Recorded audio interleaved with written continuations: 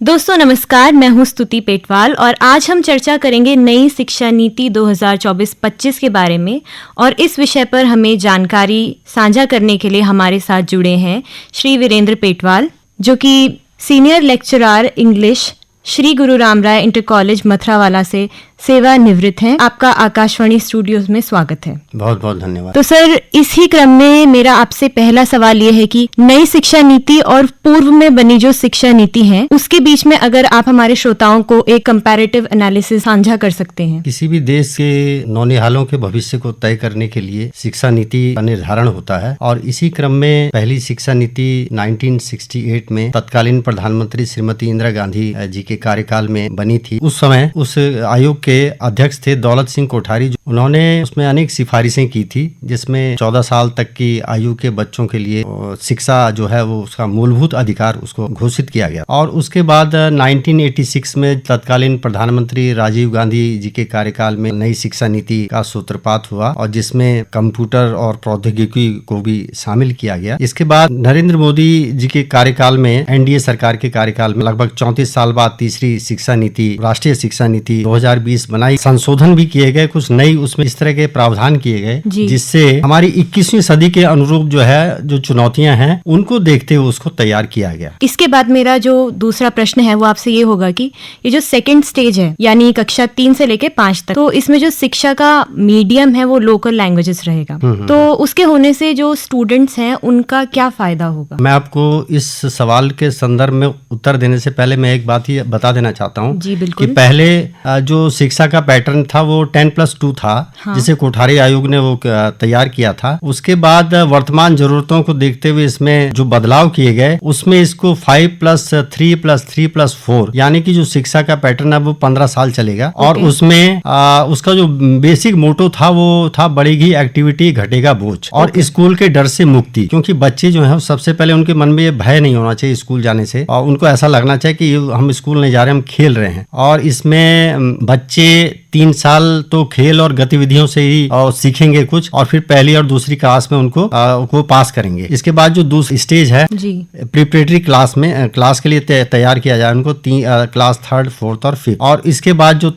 Stage है वो middle stage है जिसमें 6th 7th 8th होगा। इसमें बच्चों को जैसे विज्ञान है, कला है, सामाजिक विज्ञान है और मानविकी है, इसके विषय में बच्चों को थोड़ा विषयों को लेकर जानकारी दी जाएगी। और चौथा जो स्टेज है वो सेकेंडरी स्टेज है जिसे 9वीं 10वीं 11वीं 12वीं की क्लासेस होंगी। और इसमें बच्चा जो है कुछ अपने भविष्य के लिए, आगे की उच्च शिक्षा के लिए इसमें उसके लिए प्लेटफॉर्म तैयार होगा। तो जैसा आपने कहा कि इसमें लोक भाषा या स्थानीय भाषा की जो बात है वो यह है कि लोक भाषा में जब बच्चा बात प्राइमरी जो उसकी स्टेज है 1ली से 5वीं तक, उसमें अपने परिवेश के हिसाब से जो भाषा उसे जिस भाषा में बोलता है, जिसमें वो पला है, बड़ा है, जन्म लिया है, तो उसमें वो अपनी बेहतर ढंग से बात को समझ भी सकता है और आगे लक्ष्य को निर्धारित करने में उसको उसमें बहुत ज्यादा आसानी होगी। अपॉर्चुनिटी इसलिए क्या सर ये कारगर रहेगा? हाँ, अपॉर्चुनिटी इसमें अच्छी होंगी क्योंकि आगे चलकर जब बच्चे का बेस मजबूत होगा और बेस मजबूत करने के लिए सरकार ने इसको लोक भाषा या स्थानीय जो भाषा है उसको महत्व दिया है। तो उसमें जब बच्चा अपना सीखेगा तो आगे चल के उसको किसी प्रकार की दिक्कत नहीं आएगी क्योंकि सरकार ने उसमें इस तरह से व्यवस्था कर रखी है। उसमें त्रिभाषा फॉर्मूला भी रखा गया है कि बच्चे को आगे चल के जो है 3 भाषाएं पढ़ाई जाएंगी। एक तो उसकी भारतीय भाषा होगी, उसके अलावा 2 और अन्य भाषाएं भी वो सीखेगा। ओके, तो सर इसी के संदर्भ में मेरा अगला प्रश्न है आपसे कि जैसा आपने कहा कि घटेगा बोझ, तो क्या ये जो नई शिक्षा नीति है ये एक स्टूडेंट के ऑलराउंड डेवलपमेंट में क्या उपयोगी रहेगी? क्या हम ये कह सकते हैं कि वो उसे एक होलिस्टिक डेवलपमेंट में भी हेल्प करेगा? हाँ, ये जो है ये एक्चुअली राष्ट्रीय शिक्षा नीति जो वर्तमान में है, जो एनडीए सरकार ने जिसको बनाया, ये शिक्षा के एक विशाल परिदृश्य में एक नए क्षितिज का निर्माण करेगी। इसमें कई महत्वपूर्ण सुधार किए गए हैं और इसमें भारतीय शिक्षा को और अधिक लचीला, समावेशी और 21वीं सदी की मांगों के अनुरूप तैयार किया गया है। तो उस दृष्टि से इसमें जिस तरह से विभाजन किया गया है 5+4+3+3+4 का, इसमें मैंने जैसे आपको बताया कि इसमें बच्चों को हर चरण में उसके मानसिक स्तर के हिसाब से उसको उसका पाठ्यक्रम निर्धारित किया गया। मतलब इसे रटने वाली बात नहीं, जैसे पहले रटने वाली बात होती थी और उसके बाद समझने वाली बात नहीं। बच्चे को समझने पे जोर दिया गया है, उसके कौशल जोर दिया गया है कि वो 8वीं के बाद जैसे वो अपने इंटरेस्ट का सब्जेक्ट ले सकता है, स्किल डेवलपमेंट। तो उस दृष्टि से ये बहुत ज्यादा उसके भविष्य के लिए, उसके करियर के लिए बहुत उपयोगी साबित होगा। उसमें वो एक अच्छा उद्यमी भी बन सकता है, लोगों को रोजगार भी दे सकता है, नौकरी भी कर सकता है। इस तरह की इसमें व्यवस्था की गई है। ठीक है सर, नेक्स्ट प्रश्न जो मेरा आपसे है वो, अब तक तो हम स्टूडेंट्स की बात कर रहे थे, अब हम शिक्षकों की बात करेंगे कि शिक्षकों के संदर्भ में नई शिक्षा नीति का क्या लक्ष्य है। ये बहुत अच्छा सवाल आपने किया। इसमें देखिए 2 चीजें होती हैं, एक होता है शिक्षक, एक होता है शिक्षार्थी जी। शिक्षक की बहुत बड़ी भूमिका है शिक्षार्थी के भविष्य को तय करने में। बिल्कुल। तो जिस तरह से कुम्हार जो है वो घड़े को वो करता है, बनाता है कोई भी, तो अंदर से वो चोट करता है लेकिन बाहर से उसको सहारा देता है।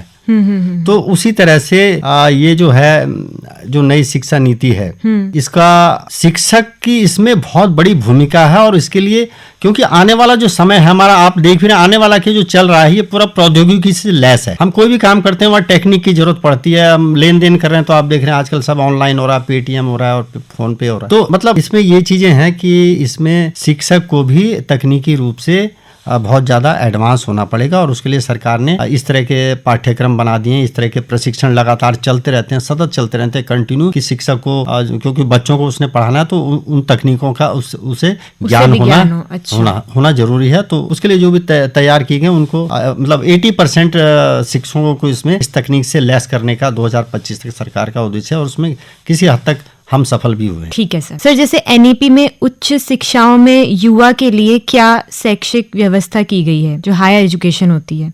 इसमें देखिए पहले थोड़ा सिस्टम ये था कि 3 साल में हम जैसे ग्रेजुएशन हो जाता था, स्नातक। और अब जो व्यवस्था की गई है उसमें जैसे डिग्री का जो कोर्स है वो 4 साल का कर दिया गया है। पहले फर्स्ट ईयर में जो पास आउट होगा वो करेगा, वो सर्टिफिकेट मिलेगा बच्चे को। सेकंड ईयर में करेगा तो उसको डिप्लोमा मिलेगा। थर्ड ईयर में करेगा तो उसको डिग्री। फोर्थ ईयर में उसको जो करेगा वो डिग्री विद रिसर्च मिलेगी। फोर्थ में रिसर्च है। और इसमें एक बहुत अच्छी व्यवस्था की गई कि इन एनी केस अगर बच्चा ड्रॉप आउट हो जाता है किसी पारिवारिक परिस्थिति के कारण, ऐसे सर्कमस्टांस में जाते हैं कि उसे डिसकंटिन्यू हो जाती है उसकी पढ़ाई, तो कोई दिक्कत नहीं है। वो फिर से जब उसकी परिस्थितियां ठीक हो दोबारा वापस आकर जो है फिर से अपनी पढ़ाई को आगे कंटिन्यू कर सकता है जहां तक उसने पढ़ा है। और वो उसके जो पिछले जो मार्क्स होंगे उसके लिए क्रेडिट बैंक बनाया है सरकार ने, डिजिटल क्रेडिट बैंक। उसमें उसके वो मार्क्स सुरक्षित रहेंगे और उनको उसमें ऐड करके कर दिया जाएगा, वो आगे की पढ़ाई कर सकता है। इसी तरह एमए में भी उसको आगे इसी तरह से वो करेगा। और उसमें जैसे एमफिल उन्होंने समाप्त कर दिया है, एमए के बाद ही वो जो है अपनी पीएचडी भी कर सकता है। तो ये एक बहुत अच्छी सरकार ने व्यवस्था की है इसमें। Okay sir. आगे इसमें एक चीज और मैं बता दूं कि इसमें जैसे बच्चे कई बार 12th के बाद भी वो हो जाता है कि बच्चों को जैसे कहीं कट ऑफ का चक्कर हो जाता है, बच्चे नई मेरिट में आ पाते हैं, उसके लिए भी सरकार ने बहुत अच्छी व्यवस्था की है। CAT बनाया है, कॉमन एप्टीट्यूड टेस्ट